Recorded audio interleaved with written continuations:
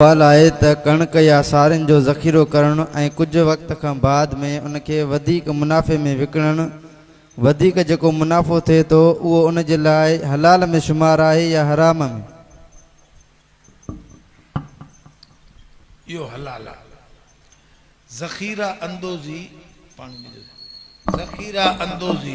उन वक़्त नाजायज़ आहे जंहिं वक़्त में माण्हुनि में ॾुकर पियल हुजे, अन्न न मिले। सम्झे? बाक़ी अन्न जाम पियो आहे बाज़ार में विकिरे जे लाइ, तूं रखियो त ॾिसां मतां वधे, पोइ जेकॾहिं उन में तोखे मुनाफ़ो मिली वियो त इहो हराम न आहे। ज़ख़ीरा अंदोज़ी उन वक़्त में हराम आहे जंहिं वक़्त में अन्न बाज़ार में कोन हुजे, नथो मिले, त पोइ तोखे ज़ख़ीरो न आहे रखिणो, बाज़ार में आणणो आहे। बाक़ी हुए हरू भरू ज़ख़ीरा अंदोज़ी मना न आहे। सवाल आहे त पेशमाम जी गैर मौजूदगी में बग़ैर ॾाढ़ी वारो निमाज़ पढ़ाए सघे थो या न, वज़ाहत कंदा? वज़ाहत तव्हां कयो त बग़ैर ॾाढ़ी वारो को बालग छोकिरो आहे छा? जेकॾहिं बालग छोकिरो आहे, ॾाढ़ी न आई अथसि त परवाह न आहे। बाक़ी जेकॾहिं इहा तुंहिंजे सुवाल में वज़ाहत आहे त ॾाढ़ी कूड़ींदो आहे या कतरींदो आहे त पोइ उन जे पोइ तो निमाज़ मकरूह आहे। बाक़ी रहियो इहो त पोयों बि अहिड़ा बीठा अथसि जहिड़ा रूह तहिड़ा, वाह वाह, निमाज़ थी वेंदी हर सूरत में। पर सवाब उन पेशमाम जे पोइ तो निमाज़ पढ़ण में आहे। हदीस में ईंदो आहे, मन सल्ला ख़ल्फ़ तक़ीयन कमन सल्ला ख़ल्फ़ नबीयन। जंहिं कंहिं मुतक़ी जे पोइ तो निमाज़ पढ़ी, ॼण नबी जे पोइ तो निमाज़ पढ़ी।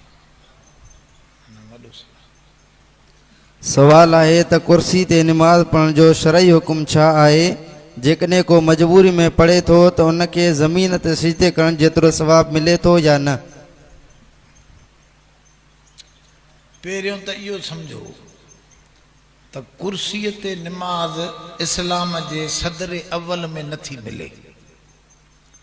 माना नबी साईं जे दौर में, सहाबा जे दौर में कंहिं सहाबी कुर्सीअ ते वेही निमाज़ पढ़ी हुजे। हालांकि बीमारियूं माज़ूरियूं जंगनि में ॿाहूं हथ पेर ज़ख़्मी थियल कटियल बि हूंदा। ईअं कोन्हे त असां तव्हां बीमार थियूं था, उहे न थिया। ऐं नबी ऐं ईअं बि न आहे त उन दौर में कुर्सियूं न हुयूं। ख़ुदा हुज़ूर जे घर में भी हदीस जे किताबनि में आहे त हिकिड़ी कुर्सी हुई। नबी साईं पाण बीही निमाज़ न पढ़ाई, वेही निमाज़ पढ़ाई। आख़िरी वक़्त में ॾाढी तकलीफ़ हुई त बि हेठि वेठा। त इस्लाम में कुर्सियूं कोन्हनि। सेनेगाग यहूदनि जा सेनेगाग, ईसाइनि जा चर्च, उन्हनि जे इबादत खाननि में कुर्सियूं आहिनि। असां वारा वरी अरबस्तान जे माण्हुनि खे ॾिसी आया त सभु को उते कुर्सीअ ते वेठो। त हिननि बि चयो असां बि वेहूं, जाइज़ आहे। हालांकि जीअं ॼट हिते हूंदा आहिनि तीअं मके शरीफ़ में बि ॼट अची कुर्सियुनि ते वेंदा आहिनि। कुझु आहे इहो को उनखे ॾिसी करे जवाज़ न आहे। असांजे लाइ शरीयत उहा आहे जेका हुज़ूर जे दौर वारी शरीयत आहे, त जेतिरो थी सघे हेठि वेहिजे। हा, उलमा लिखियो जेकॾहिं बिल्कुलु नामुमकिन आहे, हेठि वेहे थो त ॿ ॼणा उथाइनि तॾहिं उथे, न त उथी नथो सघे। एॾी वीचारे खे तकलीफ़ आहे त पोइ इन माण्हूअ खे कुर्सीअ ते वेहण जी इजाज़त आहे। पोइ इहो इंतिहाई मजबूर आहे।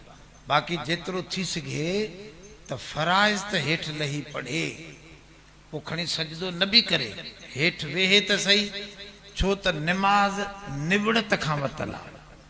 निमा निमा खां वरितल, निम अदा चवंदा आहियूं कंहिंजे अॻियां निम, माना निवड़त कर।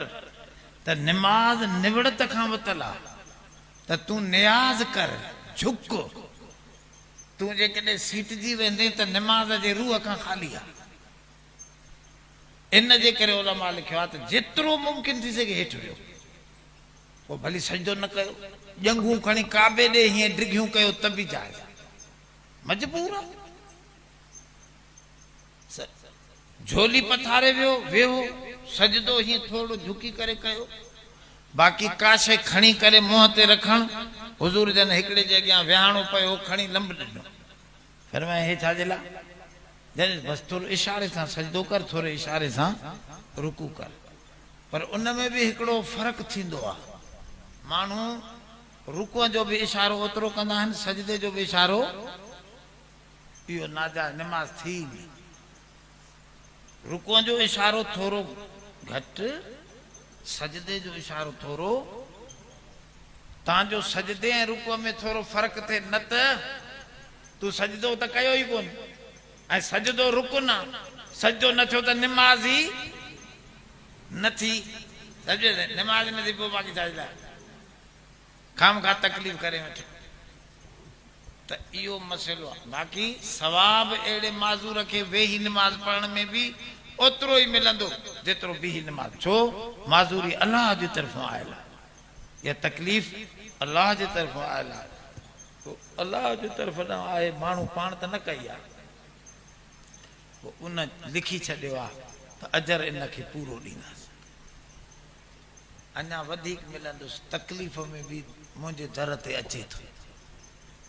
इहो मजबूर आहे ॾाढो, नथो सफ़ा वेही सघे, वेहे थो त वरी उथी नथो सघे, ॿ चारि माण्हू जॾहिं वरी थान ॾाढो ॾुखियो मसइलो अथसि त पोइ भली कुर्सीअ ते वेहे। सवाल आहे त खसी जानवर जी कुर्बानी जाइज़ आहे या नाजाइज़ आहे? खसी ॿिनि क़िस्मनि जो आहे, हिकिड़ो आहे त ॼाए ॼम जो कुदरती हिकिड़ा निकिरंदा आहिनि, ॿकरियूं जेके खदड़ियूं हूंदियूं आहिनि, खसी हूंदी न नरा न मादी, इन जी त कुर्बानी जाइज़ न आहे। ॿियो आहे न बाद में उनखे चाबी ॾियारबी आहे या कुटाइबो आहे, तव्हांजो मुट वग़ैरह न पीए त हुनजे गोश्त में बदबू न वेंदी, सम्झे। तंहिंजे करे इहो ख़ुदि मूज आहिनि, हदीस में लफ़्ज़ आहिनि त हुज़ूर जन जेके ॿ घटा कुर्बान कया, उहे ॿई खसी हुया, वॾनि सिंगनि वारा हा। तंहिंजे करे खसी जो गोश्त वधीक बहितर थींदो आहे, इन करे खसी अहिड़ो जेको हथ सां कराइण लाइ जाइज़ आहे, बल्कि बहितर आहे। बाक़ी जेको ॼाए ॼम जो थियल आहे पंहिंजे लेखे, अहिड़े खसी जी कुर्बानी जाइज़, छो त इहो खदड़े में शुमार आहे, इहो ऐब आहे। सवाल आहे त हज़रत इमाम हसन हज़रत इमाम हुसैन रज़ी अल्लाह ताला जी जनाज़े निमाज़ कंहिं पढ़ाई? इमाम हसन जे लाइ त इमाम साहब चवंदा आहिनि इमाम हुसैन, बाक़ी इमाम हुसैन जी जनाज़े निमाज़ कंहिं पढ़ाई, कंहिं ख़ासि माण्हूअ जो नालो कोन थो अचे, छो जंग जो ज़मानो। ऐं ॿी ॻाल्हि हे सम्झो त शहीद जो जनाज़ो असांजो इमाम चवे थो थींदो आहे, इमाम शाफ़ी चवंदा हुनजो जनाज़ो ई न आहे, हुनजो जनाज़ो ई न आहे, हुनखे बसि ईअं पूरियो, रत सूदे पूरियो। पर बाज़ किताब तारीख़ जे में लिखियल आहे त गाज़रिया कबीलो हुयो, गाज़रिया कबीलो हो, वो इमाम साहब जो वॾो आशिक़ हो। उनखे जीअं ख़बर पई, वो ॿिए ॾींहं ते पहुता अची हुननि ख़तनि खे मिसमार करण, छो त ख़त उन्हनि जा लिखियल आहे न यज़ीद जे ख़िलाफ़, जेके विढ़ण आया हा न, ख़त उन्हनि जा लिखियल आहे। इमाम साहब वटि उहो तोबरो ख़तनि जो भरियो पियो, उन ख़तनि खे पाणीअ में मिलाइण जे लाइ लाशनि ते पाणी छॾे ॾिनो, त जीअं ख़तनि जा अखर असांजो सबूत मिटिजी वञे। यज़ीद खे असांजा ख़त मिलिया, चवंदा वॾा हरामी तव्हां छो घुराए वियो हुनखे, उहो असांखे छॾींदो न, इन करे हुन मिटाइण जे लाइ पाणी छॾे ॾिनो। मथों ॿिए ॾींहं ते गाज़रिया कबीले वारा आया, उहे सुञाणे न पिया सघनि त इमाम हुसैन जो कहिड़ो आहे लाश मुबारक। पोइ हथु हणंदो, उनजो सरदार हथु हणंदो सिंघंदो वञे, हथु हणंदो सिंघंदो वञे, हर लाश। पोइ हज़रत इमाम जे लाशे खे जो हथु हयईं त ख़ुशबू आहे, चई हे आहे। पोइ जो वाक़ई ॾिठऊं त निशानियूं बि उहो। पोइ उन जो चवनि था त हिन कफ़न बफ़न करे जनाज़ो उन कबीले वारनि पढ़ियो। उन्हनि कबीले वारे कहिड़े अॻों थियो बीठो, कहिड़ा पोयों बीठा, इहा ख़बर कोन्हे। सवाल आहे त को शख़्स हक़ ॾिसण ऐं ॿुधण जे बावजूद हक़ जी शाहिदी नथो ॾे त उन जो शरई हुकुम छा आहे, वज़ाहत कंदा। अवा ॻोठ जो कहिड़ो माण्हू वीचारे जी शाहिदी नथो ॾे त ॾेसि। जेकॾहिं माण्हू वरी पंहिंजा मसइला लिखंदा आहिनि। शाहिदी लिकाइण जे लाइ क़ुर हदीस में इहो आहे त फ़असिम क़ल्बहू, कंहिंजो हक़ मरे थो तोखे ख़बर बि आहे, शाहिदी नथो ॾे त पोइ तुंहिंजी दिलि गुनाहगार थींदी। दिलि गुनाहगार थियण जी माना अहिड़ी कारह दिलि ते चढ़ी वेंदी जो ॿिया गुनाह त लहंदा पर इहो न लहंदो। सवाल आहे त दुआ घुरण वक़्तु अॻ में सूरत फातिहा पढ़णु घुरिजे या दुरूद शरीफ़ पढ़णु घुरिजे? अॻ में फातिहा पढ़जे, दरूद न पढ़जे। काथे बि दरूद पहिरियों कोन्हे, काथे बि न निमाज़ में न कंहिं हज जे अहकामात में, काथे भी दरूद जो हुकुम पहिरियों दुआ में ना है। पहिरियों अल्लाह जी तारीफ़ कबी, छो त आहे भी पहिरियों अल्लाह, पोइ आहे रसूल साईं, पोइ रसूल जे मथां दरूद पढ़ो। सवाल आहे त मस्जिद जे अंदर प्लास्टिक जी टोपी पाए निमाज़ पढ़णु जाइज़ थींदी या न थींदी? प्लास्टिक जी टोपी असल मसलो समझो त पोइ समझ में ईंदी ॻाल्हि। असल मसलो इहो आहे त हर उहो लिबास जेको कंहिं वॾे माण्हूअ जी कचहरीअ में तूं पाए न वेंदो आहे, DC साहब, डिप्टी साहब, पंहिंजे वॾेरे ॾे, पंहिंजे रईस ॾे अंगोछड़ो ॿधी मथे उघाड़ो, या इहा टोपी प्लास्टिक जी रखी DC साहब सां मिलण वेंदे, उलमा लिखियो हर उहो कपिड़ो जेको कंहिं सुठे माण्हूअ जे महफ़िल में वञण जे लाइ नथो पाए सघिजे, अहिड़ो कपिड़ो या अहिड़ो लिबास या अहिड़ी टोपी मथे ते रखी अल्लाह जे दरबार में बि न अच। छो? अल्लाह सभिनी खां वॾो आहे। अहिड़े लिबास सां उन जी दरबार जी बेहुरमती आहे। बाक़ी निमाज़ त थी वेंदी आहे, ॿिन्ही सूरतनि में मथे उघाड़ो हुजे या इहा टोपी रखी पढ़े, निमाज़ थी वेंदी। सवाल आहे त क़बर जे अंदरि जेकॾहिं सामी जे मथां टीर रखिया वञनि या सीमट जो ढक ॾिनो वञे त इन जो शरई हुकुम छा आहे, उहे रखी सघजनि था या न? असल क़बर जा अहकामात सम्झियल न आहिनि माण्हू ऐं ग़लति दफ़न कनि था। क़बर जे अहकामात में पहिरियों हुकुम त इहो आहे त मैयत खे हीअं न रखो, छड़ो ॻाटो हेॾे फेरे छॾींदा आहिनि, सिधो सुम्हाईंदा आहिनि।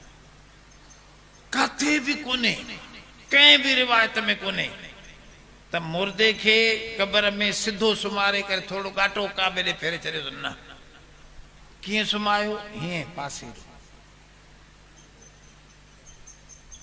हाणे ॻाटो हेठि लड़की पवंदुसि त ॻाटे जे हेठों सिर कची ॾियोसि विहाणो करे, सम्झेसि? पोइ हीअं बिल्कुलु सॼो जो सॼो काबतुल्लाह ॾे हुजे, मरण वारे जो सॼो जिस्म जो रुख काबतुल्लाह ॾे हुजे। ॿिए नंबर में अंदरि हर उहा शइ जंहिंसां बाहि तलबुस कयो आहे, बाहि जंहिंखे छोहियो आहे, मोमिन जे अंदरि अहिड़ी क़िस्म जी शइ न विझो।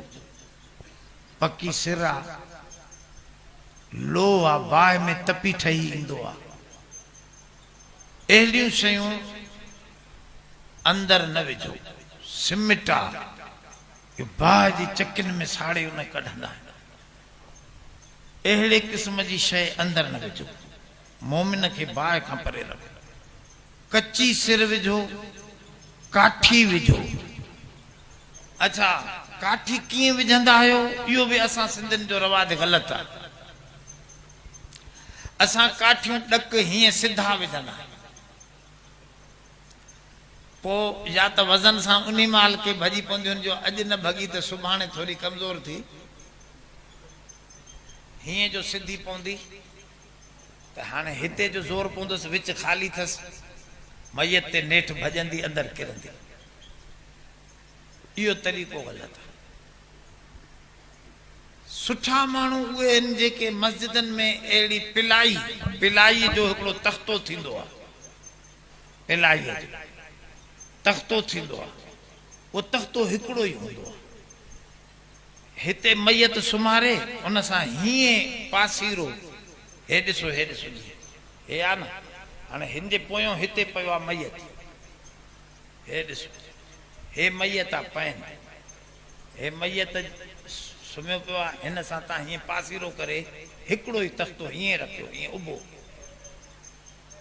हिन जे हेठो अची वियो न भित ठाहियो न दीवार ठाहियो न का ॿी शइ जी तकलीफ़ मैयत हिते रखी हीअं फटो रखो न सम्झो जो रखो नंढा नंढा फटा त पोइ हीअं गॾाईंदा हीअं उभा करे रखो हाणे इहो उभो फटो जेको आहे न कॾहिं न भईदो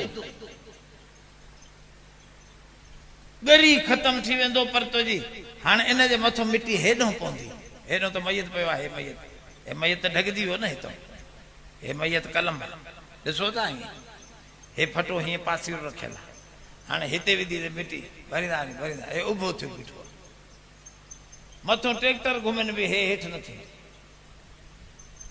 सम्झे असल तरीक़ो दफ़न जो इहो आहे काठी विझणी न तूं कचिन सिरनि सां हुकुम आहे त कचिन सिरनि सां पाटे छॾियो अॻे असली हुज़ूर जन खे पसंदीदा क़बर जेका हुई उहा बगली क़बर आहे उनखे लहद चइबो आहे असां हे शक कयूं था अरबीअ में हिनखे शक चइबो आहे शक जी माना चीर लहद जी माना छा आहे अंदरि खोटे पोइ थोरो हेॾो ओलाहे पासे ॾों सामी हणबी ओॾे वरी हीअं पासीरो करे मैयत खे बीहारे पोइ तो वरी सिरां हणी छॾियो कचूं बंदि करे छॾियो जान छुटी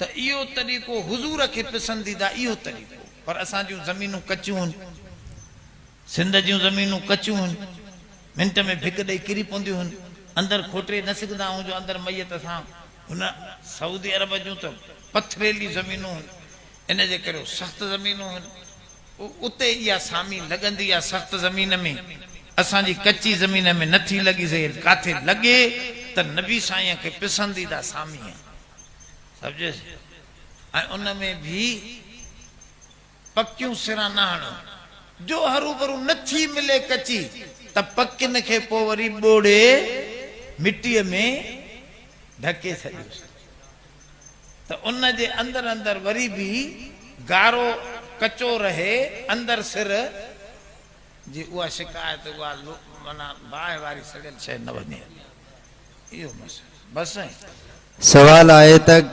मुड़ुस जा घरवारी जा तमामु हुकूक अदा करण जे बावजूदि जेकॾहिं घरवारी मुड़ुस जी इताअत ऐं फर्माबरदारी नथी करे छा उनखे शरई तरह सां तलाक ॾेई सघिजे थी या न तलाक त उहा ख़िदमत करे ई बि ॾेई सघे थो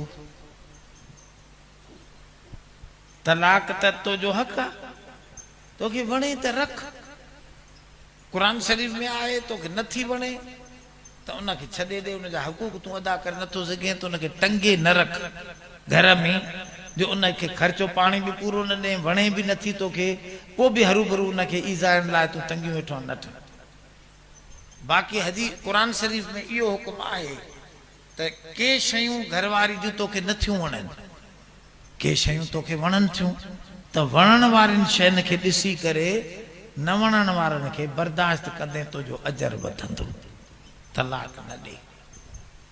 बाक़ी जेकॾहिं सफ़ा तुंहिंजी दिलि नथी घुरे, हरू भरू तूं टंगियूं वेठो आहीं, त पोइ तलाक जी तोखे हक़ आहे बाबा, तलाक तूं ॾेई सघे थो।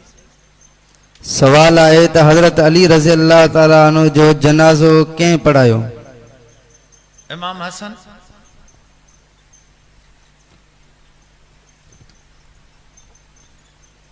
जी साईं।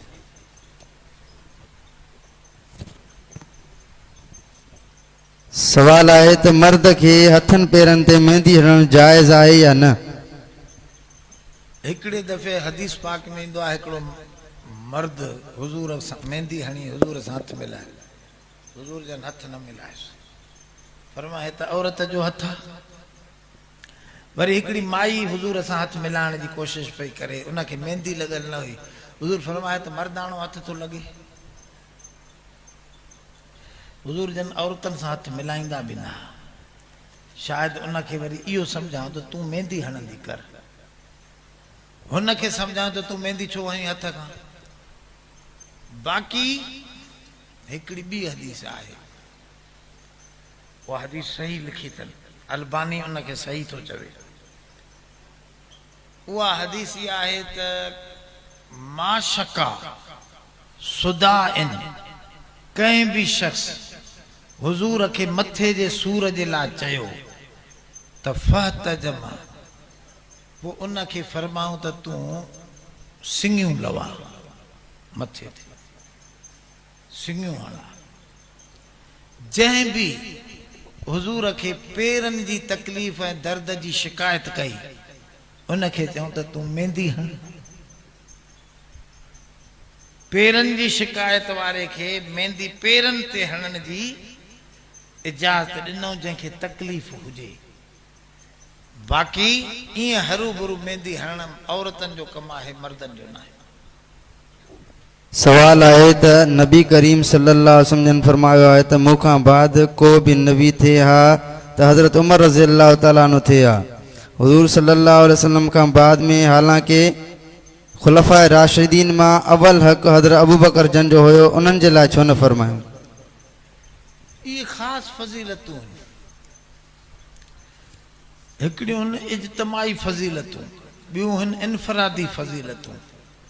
हाणे ॾिसो, सॼे क़ुरान में तव्हांखे नबी साईं जे लाइ सैयद जो लफ़्ज़ न मिलंदो, हुजूर जे लाइ सैयद जो लफ़्ज़ तव्हां ॾेखारियो सॼे क़ुरान में, अलाह सां किथे बि साईं जन खे सैयद जे लफ़्ज़ सां न सॾियो आहे। पर यहया अलैहिस्सलाम खे सॾियो अथसि सैयदम व हसूरम व नबिया, असां उनखे सैयद बनायो, सरदार बनायो, सम्झे? इहा उनजी ख़ासि ख़ुसूसियत आहे त के सहाबा में ख़ासि ख़ुसूसियतूं हुयूं, उन जे करे उन जे खे ज़ाहिर करण जे लाइ कॾहिं को अहिड़ो लफ़्ज़ चयो वियो। बाक़ी हज़रत अबू बकर साईं में वरी इज्तमाही घणियूं ख़ुसूसियतूं हुयूं ॿियूं। हुजूर जन फरमायो, मां ऐं अबू बकर हीअं भॻासीं अज़ल में, मां छड़ो हिकिड़ो क़दम अॻिते निकिरी वियो जो मां नबी तुझे सिद्दीक़ थी वियो, जो थोरो अॻे थिए त हे नबी थी वञे, पर अज़ल में मां थोरो हिकिड़ो क़दम अॻ में मूंखे रब साईं रखियो, इन जे करे नबूअत मूंखे मिली, मूंखां ॿियो नंबर हिन खे विहारियो। इहा फज़ीलत ॿिए खे मिलियल ई कोन्हे, हुनखे त मुतलक नबूअत जी, हिनखे त हुजूर पंहिंजी नबूअत सां गॾाए छॾियो। सवाल आहे त यज़ीद ते लानत करणु सही आहे या ग़लति आहे? असां को छो थो पुछे, जेतिरी वणे पढ़ पियो तूं ॼाण उहो ॼाणे। हाँ सही। बाक़ी रहियो इहो मसइलो त यज़ीद ते लानत, नबी साईं खे जेको ईज़ा पहुचाए उन जे लाइ क़ुरान में लानत लिखियल आहे, योज़ून अल्लाह लानहुमुल्लाहु फिद दुनिया व फिल वल आखिरा, फिद दुनिया वल आखिरा। अल्लाह ताला फरमाओ जेको अल्लाह अल्लाह जे रसूल खे ईज़ा थो पहुचाए उन ते दुनिया आख़िरत में लानत आहे। हाणे मुंहिंजे ॾोहिटे खे को ईज़ा पहुचाए त मूंखे तकलीफ़ थींदी न, त इहो ईज़ा मुंहिंजो थियो, नबीअ जो ईज़ा। बाक़ी असांजे उलमा लिखियो आहे त यज़ीद लानत जो हक़दार हुयो, पर तूं जो लानत जी तस्बीह पढ़दे त इमाम हुसैन खे फ़ाइदो छा थींदो? अबा तूं यज़ीद ते लानत पढ़ी 100 दफ़ा को बख़्शे सघंदे त जेका मां 100 दफ़ा साईं यज़ीद ते लानत पढ़ी आहे इन जो सवाब मां अलाह साईं इमाम हुसैन खे बख़्शो मिलंदुसि। लानत पढ़ण में सवाब त कोन्हे, वध में तूं पंहिंजी नफ़रत जो इज़हार कयो।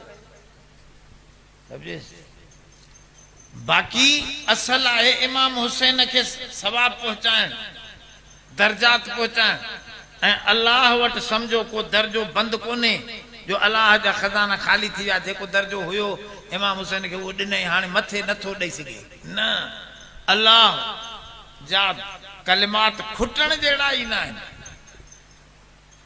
ला यनफदु कलिमात, उन जा कलिमात खुटंदा ई कोन। इन सूरत काफ़ जे आख़िर में भी हिकिड़ी आयत थी, नफ़िदल बहरु क़ब्ल अन तनफद कलिमातु रब्बी। त अल्लाह वटि दर्जा तमामु घणा आहिनि। जंहिं जाइ ते इमाम हुसैन बीठो आहे उनखे तूं अञा नफ़ो पहुचाए सघे थो। कीअं? पढ़ अल्लाहुम्मा सल्ली अला मुहम्मद व अला, ज़ोर सां, आल मुहम्मद, माना अल्लाह नबी ते भी रहम कर, आल मुहम्मद ते भी दरूद सां मोकिलियूं था त दरूद सां उन्हनि जा दर्जा अञा मथे चढ़ंदा। फ़ाइदो इन में आहे न, तंहिंजे करे यज़ीद ते लानत पढ़े त भली पढ़, पर फ़ाइदो कोन्हे हिन में। फ़ाइदो तोखे ॾियणो आहे इमाम हुसैन खे त नबीअ ते ऐं आल ते। सवाल आहे त मस्जिद जे अंदर कुर्सी ते वेही करे क़ुरान शरीफ़ जी तिलावत करणु जाइज़ आहे या नाजाइज़ आहे? हाँ, अदब सां वेही तिलावत क़ुरान शरीफ़ में ख़ुदि हुकुम आहे। अल्लज़ीन यज़कुरून अल्लाह क़ियामन व क़ुऊदन व अला जुनूबिहिम, उहे माण्हू हिन जेके मुंहिंजो ज़िक्र कनि था वेही करे बि, बीही करे बि, सुम्ही करे। सुम्ही भी क़ुरान पढ़, भली पढ़, वेही पढ़े भली पढ़, पर अदब सां वेहण, सोने नमूने सां वेहण, इहो वधीक बहितर आहे। क़ुरान सवाल आहे त पीउ माउ जे मथां औलाद जे बारे में पसंद जी शादी करणु औलाद जो हक़ आहे या न? छोकिरी चवे थी, छोकिरो चवे थो। छोकिरो चयो। भली पीउ माउ अदा पसंद जी शादी त शादी तोखे छोकिरे खे चऊं था त पीउ माउ जे चवण में बरकत आहे। तूं पंहिंजी पसंद जी शादी कंदे, सुभाणे कावड़े वेठो हूंदे, पीउ माउ बि मुंहं में भूजा हणंदई त चंद्रा तोखे चयोसीं हेॾे पढ़, न पढ़णे ॾिठी न, हाणे घड़ी घड़ी पिया मेहणा हणंदई। उन खां सुठो आहे त अबे अम्मा जे चवण में बरकत सम्झी उन ते हल। पर जेकॾहिं तुंहिंजी हरूभरू शौक़ु आहे त अबे अम्मा खे मञाए वटि, पेरनि ते हथ रखी।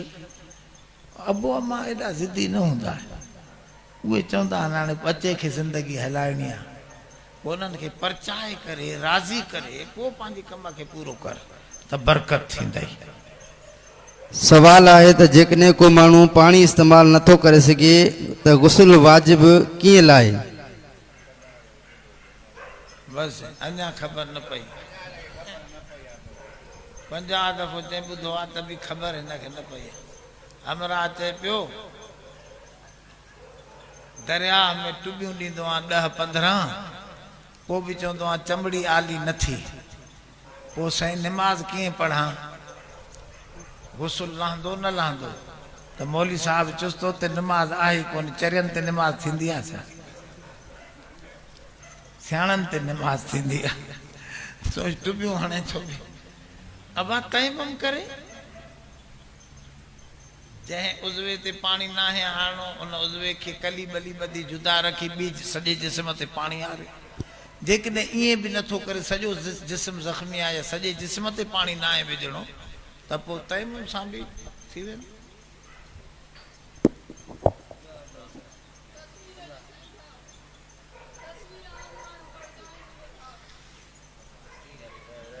हाणे वरी ॾिस, हाँ अबा लिखी मोकिलिबो आहे न, तूं उथंदे वरी ॿियो उथंदो वरी टियों उथंदो, पोइ मां हाणे कहिड़नि ॾींहुं ॿुधां ज़बान, तूं पंहिंजी लिखी मोकिली आहे न, सम्झे। हाणे तूं सुवाल कयो आहे, तुंहिंजी दिलि मुंझी थींदी थी, यार मौली साहब मुंहिंजी जवाबु न ॾिनो, तोखे मुंझो न छॾियो। तस्वीर ॿिनि क़िस्मनि जी आहे, हिकिड़ी डिजिटल तस्वीर आहे, समझदो आहे छा खे चइबो,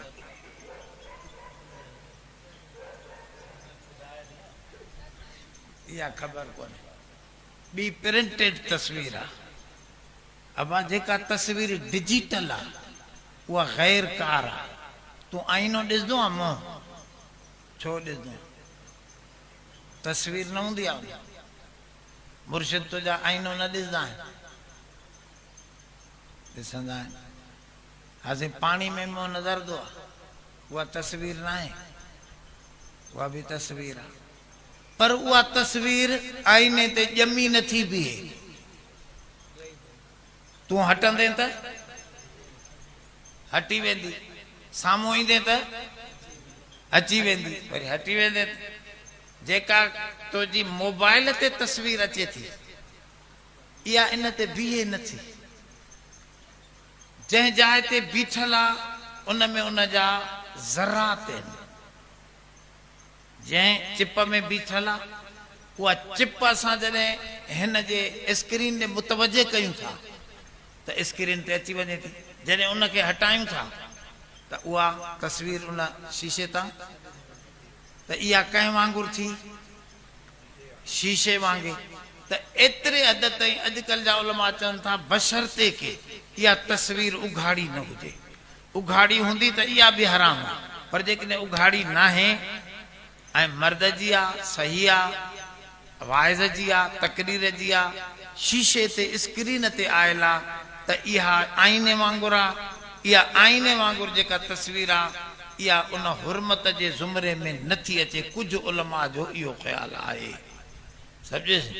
ॿिया उलमा चवनि था त न, सभु तस्वीरूं हराम आहिनि, सभु तस्वीरूं हराम आहिनि। छो त हुज़ूर जन त ईअं कोन चयो त डिजिटल हलाल आहे, प्रिंटेड हराम आहे, मिटजण वारी हराम आहे। हा साईं, न मिटजण वारी हराम आहे, मिटजण वारी हलाल आहे। इहो हुज़ूर जन जो फरमान त कोन्हे। खणी आईनो हुज़ूर बि ॾिसंदा, पाणी में बि चहिरो हिकु दफ़े ॾिठो अथनि। महिमान आया, ॿियो आईनो हथ न आयो, त पाण हिकिड़ो प्यालो पियो, उन में पाणी पियो, उन में मुंहुं ॾिसी सिधो करे पाण खे पोइ हलिया विया। त माना कंहिंजे अॻियां सिधो थी वञनि, इहो बि सुन्नत आहे, सम्झेसि। त इहा तस्वीर त पोइ हाणे उहे चवनि था सभु तस्वीरूं हराम आहिनि, सवाइ खीसे में विझण वारी तस्वीर। उहा कहिड़ी आहे? पया थी पैसा ॾे। सुवाल जे जवाब सस्तो थोरे आहे। उन ते बि तस्वीरूं आहिनि न, उहे त अंदरि दिलि में करे विझंदो आहे। हूअं हराम हराम आहे, बाक़ी हे अंदरि पई आहे। हा साईं, इहा त बि तस्वीर आहे न, पर हिते उलमा चवंदा मजबूरी आहे। हा, मजबूरी जा हुकुम जुदा आहिनि। हिकिड़ो मजबूर माण्हू कुतो बि खाई पंहिंजी जान बचाए सघे थो, त हे बि मजबूरी आहे। पासपोर्ट बि मजबूरी आहे, ऐं शनाख्ती कार्ड बि अहिड़ी लाज़िम तस्वीर आहे। स्कूल जी दाख़िला आहे, मजबूरी आहे। निज़ाम अहिड़ो आहे जो लेकिन तस्वीर न ॾींदासीं त दाख़िला त पोइ ॾेई जान छॾा, मजबूर आहे। पोइ गुनाह अलाह भला उन्हनि जे गर्दन ते आहे, मुला जे ते न आहे, सम्झे। उन्हनि जे गर्दन ते दुआ कयो बसि।